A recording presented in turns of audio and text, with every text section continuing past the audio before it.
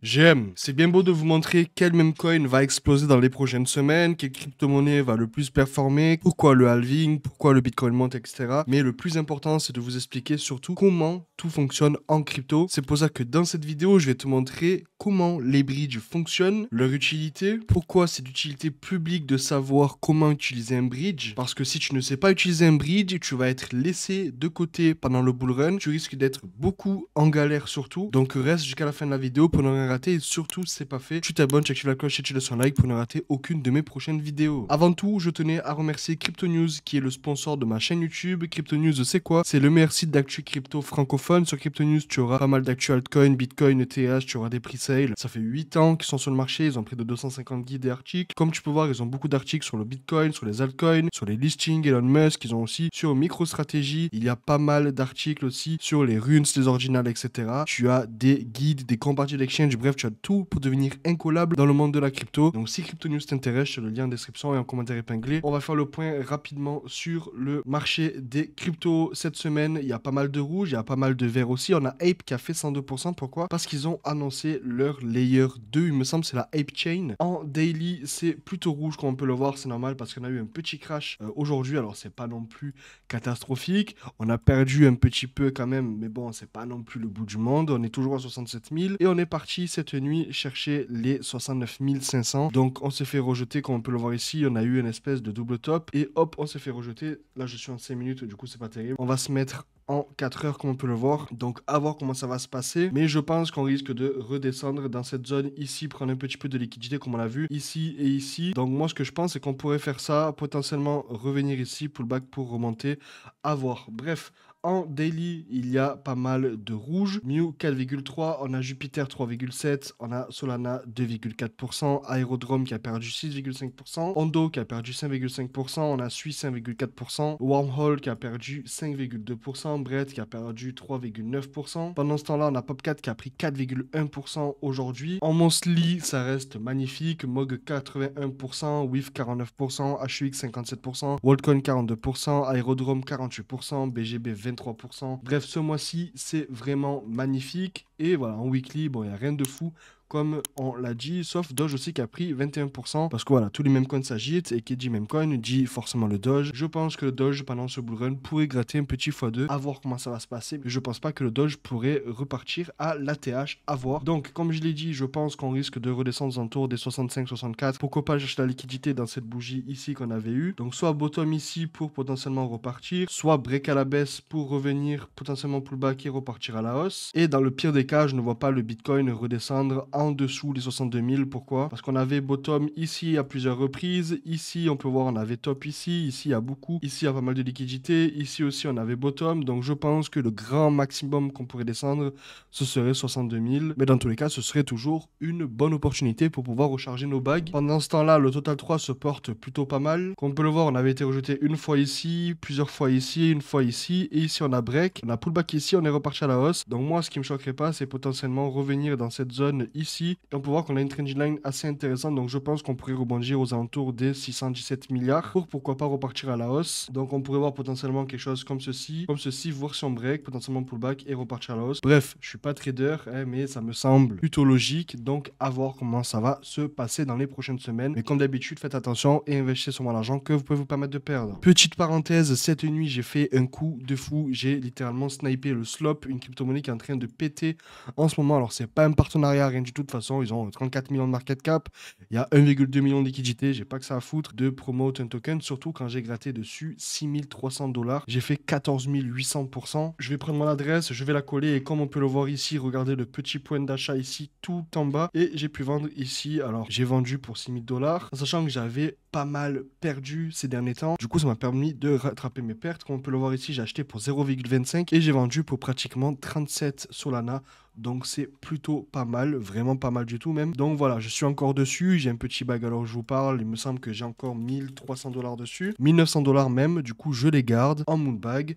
Je pense que ça peut potentiellement monter dans le temps. Après voilà, faites attention, c'est risqué, ce n'est pas un conseil d'investissement. Juste j'en parle parce que j'ai fait une performance cette nuit, ça me faisait plaisir d'en parler. Ça arrive des fois de faire des belles perfs et de sniper des tokens qui sortent et puis les tokens prennent vraiment une hype pas possible sur les réseaux. Donc à voir comment ça va se passer, mais franchement super content de mon mon coup. D'ailleurs, n'hésite pas à rejoindre mon Telegram, tu as le lien en description et un commentaire épinglé. Dessus, je partage tout en temps réel, etc. Donc rejoins-le. Donc c'est parti, je vais vous expliquer pourquoi il faut absolument savoir bridger. Alors, il faut savoir qu'il y a 3 types de bridge. Il y aura 3 types de bridge dans cette vidéo qui sont extrêmement importants à connaître pour le prochain bull run. Donc, premièrement, il va y avoir le bridge, G-bridge basique, donc le bridge normal qui fonctionne de sorte à ce que vous allez burn votre token sur la blockchain A, ok, donc admettons ça va burn sur ETH et ça va être mint sur la blockchain B, tout simplement. Donc, ils vont tout simplement brûler le USDT ou USDC, etc. sur la blockchain A pour la mine sur la blockchain B, donc disons Polygon, ok. Donc là, elle va être supprimée et ici, elle va être créée, c'est-à-dire que lorsque vous allez brûler votre ETH sur la blockchain A, elle va être créée sur la blockchain B et vous allez récupérer sur la blockchain B. Vu que les frais sur ETH sont extrêmement chers, le fait de passer tout ce qu'il y a sur ETH sur Polygon, donc USDT, USDC ou même de l'ETH, ça va vous permettre de pouvoir acheter, vendre des crypto-monnaies ou tout simplement garder de la liquidité sur une blockchain qui coûte moins cher, donc ça va être moins prise de tête pour pouvoir gérer vos finances. Ensuite, en blockchain 2, il va avoir les bridges en smart contracts. La team du protocole va créer des smart contracts qui va faire des swaps en automatique, puis bridger les fonds, etc. avec des scripts. Donc tout va être automatique. Donc ça va pas être un bridge qui va forcément utiliser le burn A, mint B, mais ça peut être un bridge qui utilise des smart contracts dans le fait de vendre, acheter ailleurs, eux ils gardent la liquidité, etc. Donc il y a forcément des échanges qui se font en interne. Donc c'est un peu plus complexe, mais ça va être en soi des bridges qui utilisent des smart contracts, comme par exemple FF. Ok, FF utilise des smart contracts ou peuvent garder de la liquidité dans leur bag afin de pouvoir faciliter les échanges sur le moyen long terme. Et en troisième, on a littéralement les bridges qui utilisent soit l'OTC, donc simplement on a des personnes qui recherchent une crypto-monnaie et qui vont poser un ordre et eux proposer une autre crypto, donc si les critères correspondent, l'ordre va passer. Ou sinon ils vont avoir de la liquidité dans des wallets, donc à partir du moment où eux sont intéressés par votre crypto-monnaie, ils vont vous donner la crypto-monnaie que vous voulez, ou bien du peer-to-peer avec tout simplement des frais qui sont proposés aux buyers, donc les gens qui vont tout simplement vouloir acheter votre bag ou du moins l'échanger vont pouvoir obtenir une réduction dessus. Donc sur la masse, ça crée beaucoup de volume, ok. Donc en 1, on va avoir Orbiter, en 2, on va avoir Fix Float comme je l'ai dit, et en 3, on va avoir deux bridges. Deux bridges, j'ai déjà fait une vidéo dessus, mais un petit peu de pédagogie, ça fait pas de mal. Donc on a Orbiter qui va plus être efficace pour swap tout ce qui est USDC, USDT. Admettons que vous avez de l'USDT ou de l'USDC sur ETH, ça coûte extrêmement cher pour les frais. Vous allez pouvoir les envoyer sur Arbitrum, là où la blockchain coûte beaucoup moins cher, en sachant que les frais, ça va être vraiment très très faible, ok. Donc là, pour ma part, j'ai connecté mon wallet, on peut voir sur ETH, j'ai 0,90 USDT sur la blockchain ETH, et je vais pouvoir récupérer 0,89, donc j'ai perdu 1 centime dans l'échange. Après, bien évidemment, il y aura les frais de gaz à respecter. Bien sûr, ça va vous permettre de changer beaucoup d'USDT assez facilement, sachant que pour 10 000 USDT, vous allez pouvoir en recevoir 9 998, donc vous allez perdre 2 USDT seulement dans l'échange, en comptant les frais de gaz qui seront peut-être de 10 $. En sachant que si vous ne voulez pas garder vos USDT sur le wallet qui va être utilisé pour bridge, vous allez pouvoir tout simplement les recevoir sur un autre portefeuille. Donc qu'est-ce qui va se passer? Vous allez tout simplement avoir des fonds sur une blockchain 1 et vous allez vouloir les envoyer sur une blockchain 2 afin de soit participer à de la DeFi dessus pour économiser de l'argent avec les frais, acheter des NFT, etc. Bref, ça peut être vraiment tout et n'importe quoi. Donc là, vous allez changer 0,1, vous allez les envoyer vers Arbitrum, vous mettez l'adresse ou pas et vous allez envoyer directement votre USDT de TH vers Arbitrum en l'espace de quelques secondes et vous allez quitter une blockchain qui est super chère pour aller vers une autre qui est beaucoup moins chère et vous allez pouvoir soit garder votre liquidité ou soit faire autre chose. Ensuite, il y a aussi de l'ETH ou bien de l'USDC ou du Bitcoin, en sachant que le Bitcoin va être wrapped, donc ça va être du WBTC. Là, on peut voir que j'ai de l'USDC, j'en ai 62, je peux bridge 50 USDC et perdre à peine 3 centimes dans l'échange. Et ça marche avec n'importe quelle blockchain comme vous le voyez ici. Alors, il y a des blockchains qui n'y sont pas, mais il y a, si vous voulez, ETH et L2 ou BTC L2, vous allez être plus intéressé à changer ça sur des L2 ETH. Et dans la plupart du temps, vous allez utiliser les Layer 2. Ok, donc si vous voulez changer, admettons, de l'USDT, de TH vers, disons, je sais pas, Solana, c'est faisable, ok. Hop, USDC, 50 Solana, vous mettez votre adresse de Solana et vous allez pouvoir bridge directement. Il n'y a pas besoin de passer par les échanges, il n'y a pas besoin de vendre, racheter, etc. Tout se fait en automatique. Ensuite, on a FixFloat qui est, selon moi, le site le plus utile que je peux utiliser sur la blockchain. FixFloat, ça marche comment? Vous allez pouvoir envoyer n'importe quelle crypto-monnaie pour n'importe quelle crypto-monnaie. Donc, on va prendre encore une fois Sketchpad. Hop, on va créer. Qu'est-ce qui va se passer? Vous allez pouvoir envoyer envoyer, admettons, du BTC pour recevoir de l'AVAX. C'est faisable. Vous allez pouvoir envoyer de l'ETH pour recevoir du Bitcoin.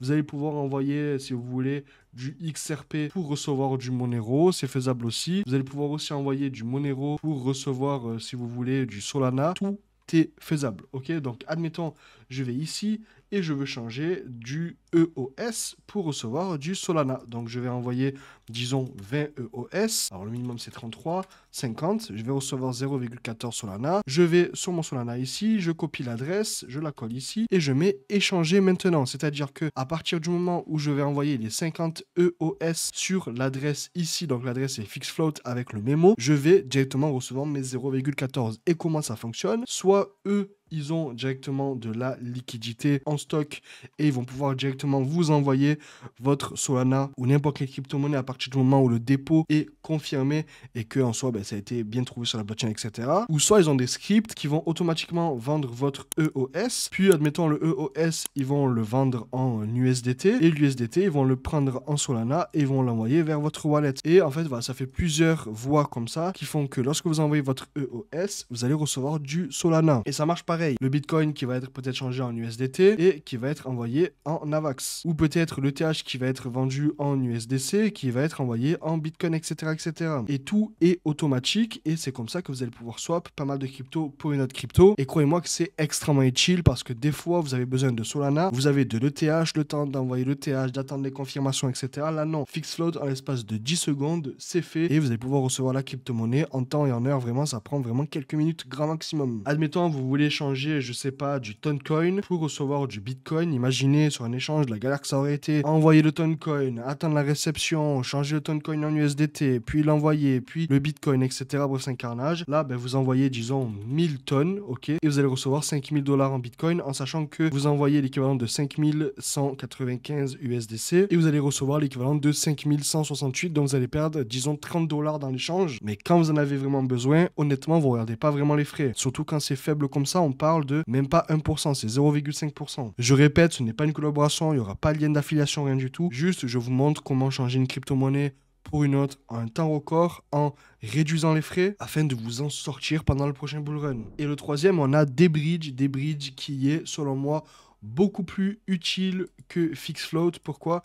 Parce qu'à partir du moment où vous avez le contrat d'une crypto-monnaie, vous allez pouvoir directement avoir sur Debridge. Donc admettons, moi j'ai 12 000 USDT ici sur mon wallet, je vais pouvoir envoyer 1000 USDT ici. Donc il me demande du BNB, j'en ai pas malheureusement, mais il va falloir bien évidemment avoir un peu de BNB pour les frais de gaz. Et comme vous le voyez, je vais à peine perdre 0,6%, quelque chose comme ça, même 0,5%, donc c'est un petit peu comme FixFloat. Je vais envoyer 1000 $ et je vais recevoir 994 directement sur le wallet. Ici on va me demander de mettre mon adresse de Solana, donc je vais ici, je copie mon adresse et je la colle ici, et si j'avais eu 0,05 BNB, j'aurais pu confirmer mon trade, alors c'est 0,005 pardon, en sachant aussi qu'il y a du peer-to-peer comme je l'ai dit tout à l'heure en début de vidéo, et vous avez aussi un ordre limite, donc à partir d'un certain moment, vous allez pouvoir changer n'importe quelle crypto-monnaie pour n'importe quelle crypto-monnaie, et je trouve ça juste incroyable pour faire du DCA par exemple. Donc si admettons vous avez, disons, du Solana, et sur Solana vous avez du token Pice Network, et que vous voulez le changer en ETH, et sur ETH avoir, disons, du Wrapped BTC. Donc, c'est deux blockchains différentes avec deux tokens qui n'ont rien à voir. Vous allez pouvoir le faire en envoyant, par exemple, disons, 5000 Pice Network. Alors là, on me met balance vide parce que j'ai pas de Pice Network dans mon wallet, mais je vais pouvoir recevoir, comme vous le voyez, 0,02 Bitcoin sur le wallet que je vais préciser sur ETH, en sachant que j'envoie 1738 $ et je vais recevoir 1724. Donc, ça fait à peu près 1%, même moins, beaucoup moins. Et vous voyez que le temps estimé est de 21 secondes. Donc, en 21 secondes, vous allez pouvoir envoyer n'importe quelle crypto-monnaie, recevoir n'importe quelle crypto-monnaie, en sachant que si vous allez sur CoinMarketCap et que vous tapez, je sais pas, disons